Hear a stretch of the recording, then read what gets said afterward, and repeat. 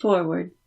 The following chapters are taken from lectures delivered by Mr. Spalding in Southern California during the last 2 years of his life. Chapter 1. Camera of Past Events. From the shadows of the Himalayas to the great vastness of the Gobi Desert, from New York to Central and South America, from San Francisco to the Philippines, Alaska, and Canada, come these experiences, findings, and revelations of our research work.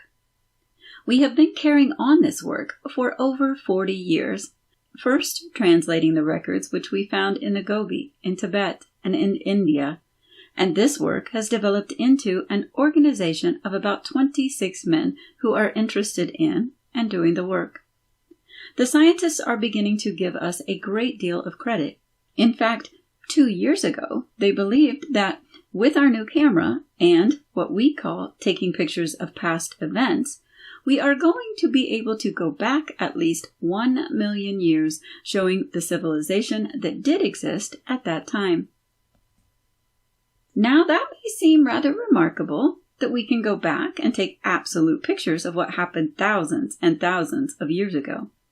There is a great deal being done along that line. We have the distinction of starting it because of Dr. Steinmetz's assistance. I worked with Dr. Steinmetz myself, and during that whole time that I was with him, he put forth the expression, "We'll build a camera that will go into the past and pick up every past event if you wish it." He went on and delineated. Not only that, he drew the plans for that camera, and we followed through, and today we can say definitely that we can go into the past and pick up every past event. Of course, that becomes too cumbersome, but we select past events, and as I said, the scientists are admitting today and fully believing that we will go into past events to the extent of 1 million years. Our initial experience with the first camera was motivated by Dr. Steinmetz. I worked with Dr. Steinmetz for about 9 years, and he always maintained that we would eventually go back into past events and could get everything that happened, in fact, show what civilizations did, how they operated, and so on, and that has come to pass. Our first experience was with George Washington's inaugural address. That was in New York City at what is now known as Federal Hall. In that picture, you can readily discern every one of the dignitaries who were on the platform with him, and George Washington is walking back and forth before the group giving his inaugural address. At that time, there wasn't even a still picture taken of that address or that group.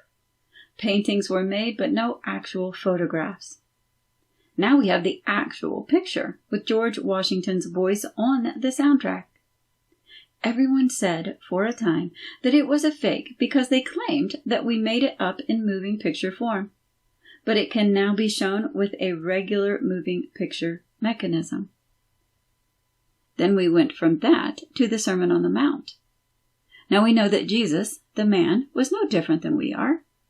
We have a complete history of that family's life for over 20,000 years, and know that it was a well-established family, that he was a man of great influence, a very definite character. He was a man of 6'2", and, standing in a crowd, you yourself would select him and say, "There is a man who will accomplish." And he did accomplish. History is bearing those things out today, and we are going back to this drama and getting the absolute words. We are very much interested in his whole life, and we followed it through at great length. Not only that, but we have known the man for a number of years, and we know today that he never passed through death. Now, Jesus of Nazareth never claimed for himself any more than what the ordinary person was capable of doing. That we know for certain. Not only that, he told us that death was overcome. The Sermon on the Mount has lived on and on as a spiritual masterpiece. People regard it as such today more than ever before, and they are beginning to understand it and take it into their lives. We can show you in photography today that no one brought anything except the little boy with the 5 loaves and fishes. This isn't an allegory. If it were, we wouldn't find the boy there in that picture. Neither would we find the people there. All Jesus said was, "Sit down and prepare for the feast." And there was an abundance for all. Then again, we have the instance where the disciples said to Jesus, "Master, there is need for bread, yet it is 4 months to the harvest." His answer was, "Look upon the fields. They are already white to harvest." And they are, right in the picture.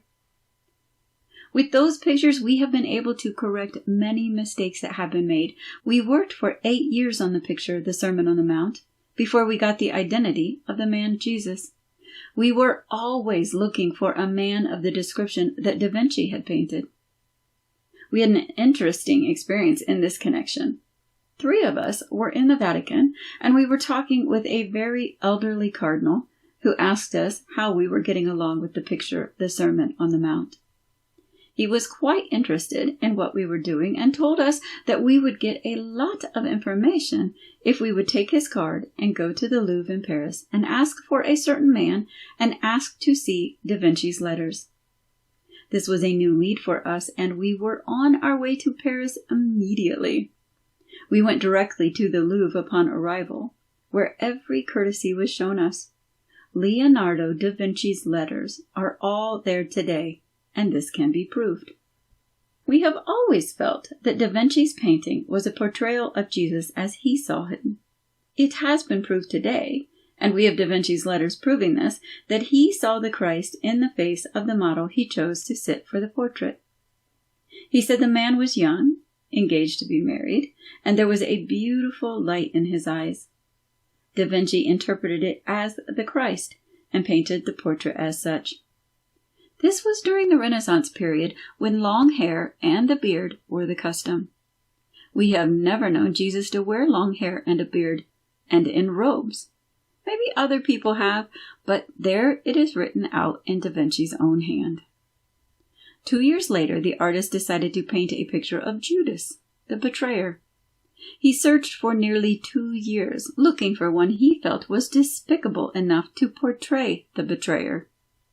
Finally, one morning, he was walking through the Apache Quarter in Paris, and here, in a little niche, all disheveled and in rags and down and out, was the man. He walked up to him and said, "I have painted a portrait of the Christ. Now I am looking for a man who will pose for me for the portrait of Judas, the betrayer." The man looked up and said, "Sir, I posed for the Christ for you." It was exactly the same man. Da Vinci goes right on to describe in his letters how, had that man never betrayed the Christ, he never would have found himself in the niche in the Apache Quarter in Paris. He even goes so far as to say that when we use the word can't, we deny the Christ within. Today we can prove that every negative word that you use, you betray the Christ within yourself. Now, Da Vinci went right on to say that he never thought of portraying the countenance of Jesus, the Christ, but he did see the Christ in that face. Leonardo da Vinci was the most remarkable man. He wrote many scientific articles that are very fine, yet they have never been published. You can only read them by going into a glass cage with 3 men watching you while you read them. They are very valuable. He was a very exceptional man, and he spoke of the Christ within all the time. He explains how wonderful it is to represent the Christ, to see the Christ in every face. When he was painting in the Vatican and the cardinals found him asleep on the scaffold, and they called his attention to it, he said, "While I'm asleep, I'm doing more work than while I am awake." While sleeping, he saw everything right before him that he would paint and in the exact colors he would bring about. And he would get up and put them down. He said, "Everything that I see is an exact resemblance, and the vibration of that which I put on the walls are the vibrations that I pick up, and I can manifest those and bring them forth with perfect ease after I see them in my sleep."